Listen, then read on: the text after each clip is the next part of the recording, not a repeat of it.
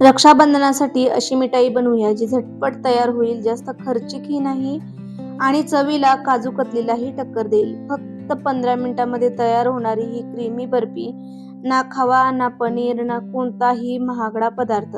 घरातल्या साध्या साहित्यामध्ये अगदी कमी बजेटमध्ये आणि विशेष म्हणजे याचा वापर करावा लागत नाही. या बर्फीची खरी खासियत आहे तिची मऊ आणि क्रीमी चव. एकदा खाल्ली ना की पुन्हा पुन्हा बनवावीशी वाटेल. रक्षाबंधन म्हणजे फक्त राखी नाही, आपल्या भावासाठी प्रेमाने काहीतरी करण्याचा दिवस. म्हणून या रक्षाबंधनाला बाजारातून मिठाई आणण्यापेक्षा स्वतः हाताने आणि मायेने मिठाई बनवा, कारण घरच्या प्रेमाची चव कोणत्याही मिठाईच्या दुकानात विकत मिळत नाही. तर जास्त वेळ न घालवता आपण ही रेसिपी बनवायला सुरुवात करूया. त्यासाठी एका मिक्सरच्या भांड्यामध्ये आपण सुरुवातीला घेणार आहोत अर्धी वाटी साखर. साखरेचं प्रमाण तुम्हाला थोडंसं आणखीन गोड हवं असेल तर थोडीशी साखर वाढवू शकतात.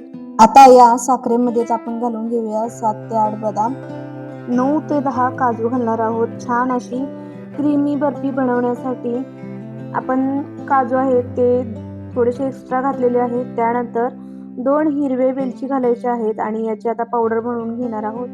तर आपण इथे एकदम स्मूथ अशी याची पावडर बनवून घेतलेली आहे. ही आहे ना पावडर जी आपल्याला ती चाळून घ्यायची आहे. पण त्यापूर्वी या सेम मिक्सरच्या भांड्यामध्ये आपण फुटाण्याची डाळ, याला डाळे असं सुद्धा काही ठिकाणी म्हटलं जातं, तर ही फुटाण्याची डाळ आपण 1 वाटी सुरुवातीला घेतलेली आहे. आणखी अर्धी वाटी आपण वापरणार आहोत. पण 1 वाटी डाळीसोबत आपण अर्धी वाटी सुक्या नारळाचा खीस जो आहे ना तो वाटून घ्यायचा आहे. तर हा सुका नारळाचा खीस मी घरी बनवलेला आहे. तुम्हाला जर विकतचा वापरायचा असेल तुम्ही वापरू शकता. पण ओल्या किंवा सुक्या नारळाच्या पाटीचा काळा भाग असतो ना तो कसा काढायचा तेही अगदी साध्या सोप्या पद्धतीने ते पाहायचं असेल तर या अगोदरच आपण ओल्या नारळाच्या बर्फीची रेसिपी अपलोड केलेली आहे. त्यामध्ये अगदी सहज पद्धतीने आपण पाटीचा भाग काढून घेतलेला आहे, तो तुम्ही पाहू शकता. आणि पाटीचा भाग काढून या पद्धतीने मी नारळ खिसून घेतलेला आहे. आणि आता खिसून घेतलेलं खोबरं आणि फुटाण्याची डाळ मिक्सरमध्ये मी छान अशी वाटून घेतलेली आहे.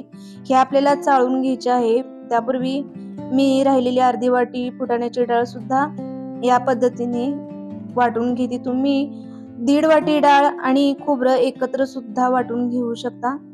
इथे मी आता जे आपण ड्रायफ्रुट्स आणि साखर वाटून घेतलेली होती मिक्सरवरती ती छान अशी चाळून घेतलेली आहे.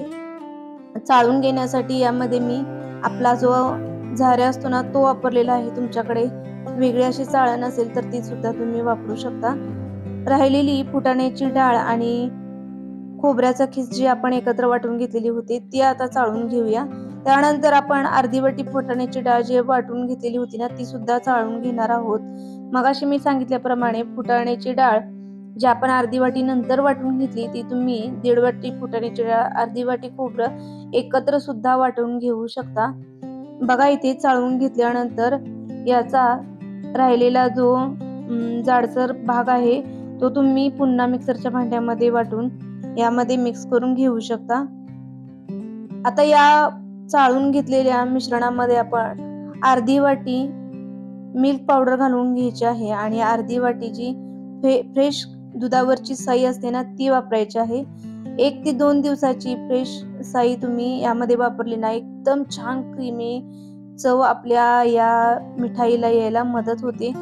साई जर तुमच्याकडे नसेल तर तुम्ही यामध्ये फक्त दूध वापरू शकता. साधारण 2 ते 3 चमचा मी दूध ऍड केलेलं आहे आणि दूध आणि साई छान मिक्स करून घेतल्याच्या नंतर यामध्ये आपण 2 चमचे साजूक तूप घालून घेणार आहोत. साजूक तूप घातल्यामुळे वरून एकदम छान मस्त टेस्टी आपल्या मिठाईला येते. तर हे सगळं मिश्रण आता तयार झालेलं आहे आणि मिश्रणाचा छानसा आपण गोळा वळून घेणार आहोत. दूध जे आहे ना तुम्ही गरजेप्रमाणे वापरायचं आहे. गरज वाटली साई घातल्याच्या नंतर तरच दूध वापरा, नाही वापरलं तरी सुद्धा चालतं. आणि आता एका पोळपाट्यावरती मी थोडंसं साजूक तूप घालून घेते. तूप छान असं पसरवून घेऊन जो गोळा आपण बनवून घेतलेला आहे ना त्याचे 2 भाग करून त्याचे रोल बनवून घेणार आहोत. तर इथे बनवून घेतलेला गोळा मी तुपावरती छान असा मळून घेतलेला आहे आणि आता याचे 2 रोल बनवून घेते. रोल तुमच्या आवडीप्रमाणे जेवढे मोठे जाड किंवा पातळ हवे असतील ना त्या पद्धतीने तुम्ही बनवून घेऊ शकता. मी जास्त जाडही बनवलेले नाहीत आणि जास्त पातळही बनवलेले नाहीत. तुमच्याकडे जर बटर पेपर असेल ना तर त्यावरती तुम्ही हे रोल सेट करण्यासाठी ठेवून देऊ शकता. माझ्याकडे बटर पेपर नसल्यामुळे मी ते प्लॅस्टिकच्या कागदावरतीच काही ड्रायफ्रुट्सचे तुकडे घालून घेते आणि बनवून घेतलेल्या रोलच्या बाजूने असे ड्रायफ्रुट्स आपल्याला लावून या प्लॅस्टिकच्या कागदामध्ये गुंडाळून घ्यायचं आहे. पुन्हा थोडेसे ड्रायफ्रुट्स दुसऱ्या कागदावरती घालून पुन्हा राहिलेला जो एक रोल आहे ना तो मी छान असा ड्रायफ्रुट्स मध्ये घोळवून या प्लॅस्टिकच्या कागदावरती रोल बनवून घेते. आणि आता बनवून तयार झालेले हे दोन्ही रोल आहेत ना फ्रीज मध्ये आपल्याला फक्त 10 ते 15 मिनिटे सेट होण्यासाठी ठेवून द्यायचे आहेत.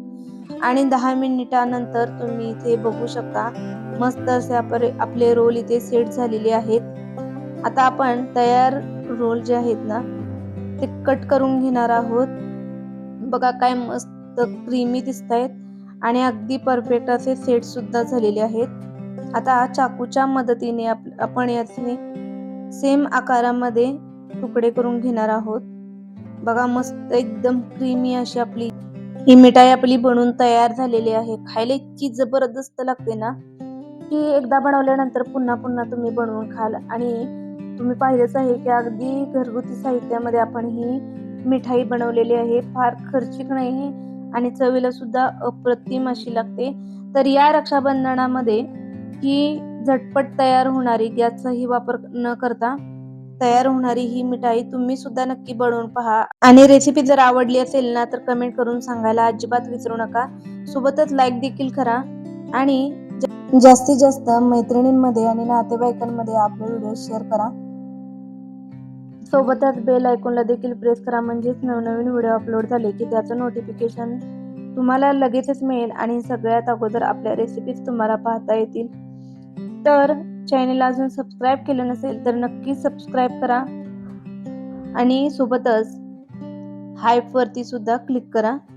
तर भेटूया पुन्हा अशा छानशा आणि वेगळ्या रेसिपी सोबत. धन्यवाद.